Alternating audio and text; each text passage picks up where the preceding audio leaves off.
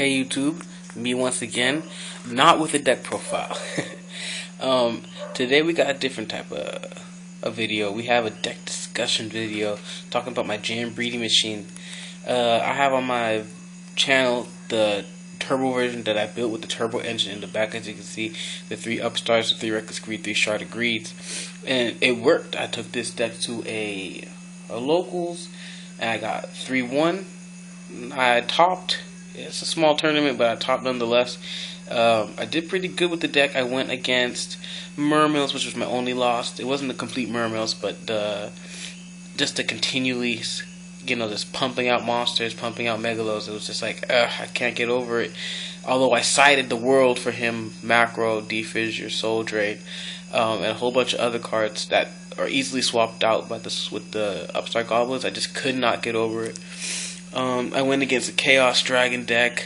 I went against, what was it? It was a couple weeks ago, so I don't remember that much. I went against a XYZ deck, just pure XYZ, rank 4s, and something else that I can't remember. It wasn't that tough, though. Okay, I have to say that of the matches that I won, Chaos Dragons had to be the hardest. Star Eater in your face isn't easy to go against, but I was able to take it down with double Token Stampede, amazing card. But I don't want to talk about the turbo version. I want to talk about another version, or other versions that can be. So I'm going to go through some of the cards that I have in my binder that actually work with the deck, but not in a turbo version, in a more slow-paced form. So I'm going to take out these cards right here, and I'm going to show you guys my binder, where I keep all the cards that I used to build the deck.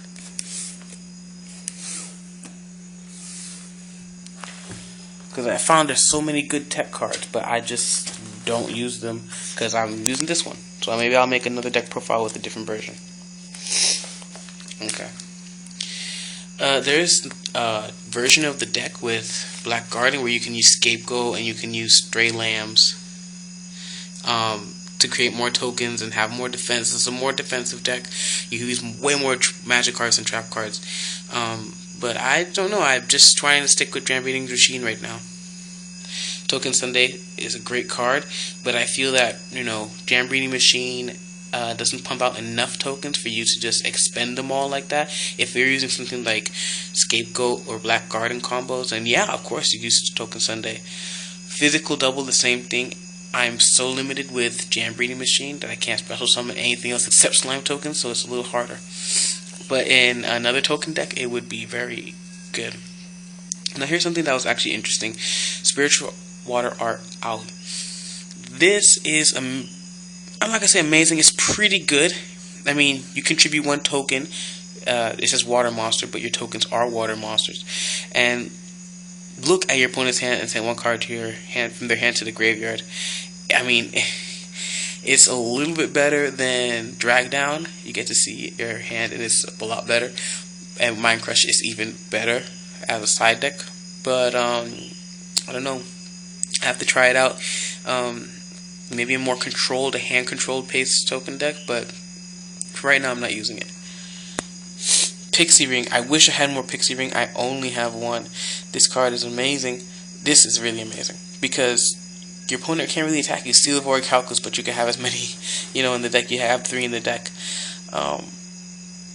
and it helps, because one of the things is when your tokens are small, you don't want to activate the Jam Breeding Machines when they're only pumping out 500 tokens. There's no field, there's no token stampede, but Pixie Ring will protect them, and it'll give you some space. So when you activate the field, you can actually do something with them.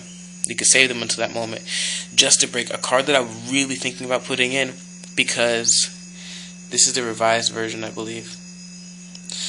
No. Yeah, it is.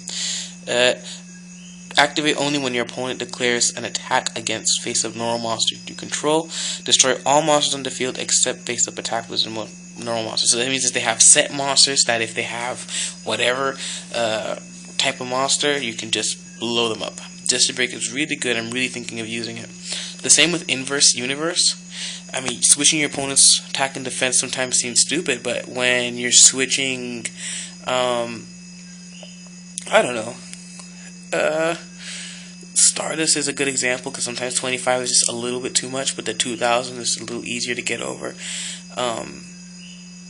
Mainly decks with just like big attack. I can't think of any off the top of my head. Mermails, you can switch the attack of those Megalos. But it's another card I'm thinking. It's okay. It's not the best card in the world, but it's decent. This is a card that you can see in Yu-Gi-Oh! For Real Men. He uses it a lot with his Woki deck. And I'm thinking of using these three, the Equips and Battle Magic cards. For those who don't know what Amulet of Ambition does, equip to only. Let me see if I can stop trembling. Alright. Equip only to a normal monster. As everyone knows, tokens are normal monsters. If it battles a monster with a higher level, the equipped monster gains 500 attack times the difference of levels. So let's say you battle against a High Priestess of Prophecy, a level 7. The tokens are level 1, so it'll get 6. The difference in levels is 6. Times 500 is 3,000. So your token will get a 3,000 boost. So, yeah. They become very big. And then it has the added bonus that when this card is sent to the graveyard, you can return top of the deck. So not only are you pumping out continuously the monsters, your monsters, but once this card is sent to the field, to the graveyard, like with a mystical or its monsters destroyed, it goes right back to the top of the deck. Your standby phase, you get a new token, you can just re-equip and keep on going. United We Stand is also good because you're getting tokens and more tokens and more tokens. So you get an extra pump. But this is the card that I was really thinking of putting in, because you can afford to tribute a monster. You can definitely afford to tribute a monster. And let me fix that. Alright. It says tribute one monster to target one face-up monster your opponent controls. Its attack becomes 0. This turn, when it is destroyed by battle and sent to the graveyard, inflict damage to your opponent equal to its original attack in the graveyard. So let's say again that your opponent has Stardust Dragon. Miniguts, you tribute one of your tokens. You attack. They take first the battle damage. So let's say if you have a Jam Breeding Machine out with the Wetlands, they take the 17 from 0 to 1700 difference. And they also will take the original attack, which will be 2500. So it's good game breaking. Infected Mail is another card that's good. Is for obvious reasons. So you can expend your tokens and you can attack directly with them. Shooting Star Bowl, I wouldn't use these two, but they're there. More battling, so if you want to play the deck a little slower, you can have Swords of Revealing Light for more defense, Lightning Vortex, Enemy Controller.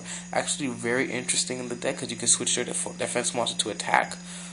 Or you can tribute one of your tokens and get one of their monsters since you can't summon any monsters yourself. Tyrant's Tirade. It's basically a skill drain, but it also works for the hands. So it's like Mind Drain and Skill Drain put together, but a little bit better because effects cannot be activated. But watch out for Jinzos; their effects don't activate. This is, I don't even know what it is in English actually. This card negates traps. But you have the same. United Front. United Front. Since you're going to have, put it like that. You're gonna have monsters with the same level. You can just negate the trap cards and you know, it's good. Grinder Golem to make more tokens. Trap Hole is really good in that slow paced deck that you want to make. Bane Betrayer is good for stopping attacks. Localized Tornado. I actually liked and I used Localized Tornado for the longest time because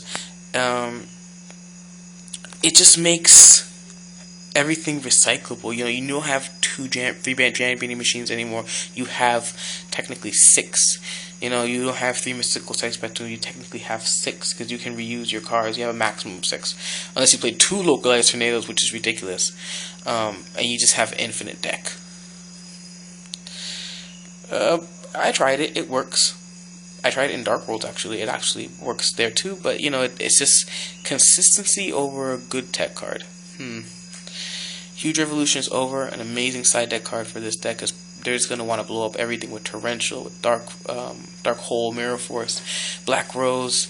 New Exciton Knight is coming out, so Huge Revolution Over is an amazing card. It can't be really negated by much because it's a counter trap. Last cards. Different Dimension Capsule. It's basically Gold Sarcophagus, but a suckier version. So it works. Magical Merchant gets out those magic cards you need. The bad part is that it's slow.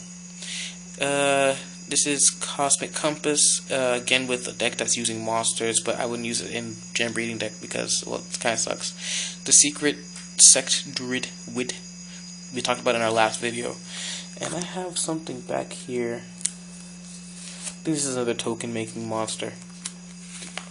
Yeah, it is. Cloudian Shaped Cloud.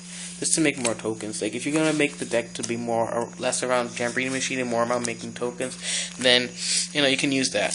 If you want a slower paced deck, then you can put in like Trap Hole, you can put in the Tyrant's Tirade, and like cards that will make your opponent like slow down. If you want more aggressive deck, you might want to try Enemy Controller, Mini Guts, which I'm gonna try out with the Equips, Amulet of Ambition, United We Stand. Just to Break again for the more defensive version, and Pixie Ring for more defensive version. Or if you want to go to straight tokens, I try Black Garden. I wouldn't use Jam Breeding Machine with any other kind of token generating card. I would just stick to Jam Breeding Machine and revolving the deck around itself. Since you can't summon anything, you can still set cards, but let's be honest, you don't want to set anything. If you're gonna waste time setting, you have to wait for your opponent to even flip them.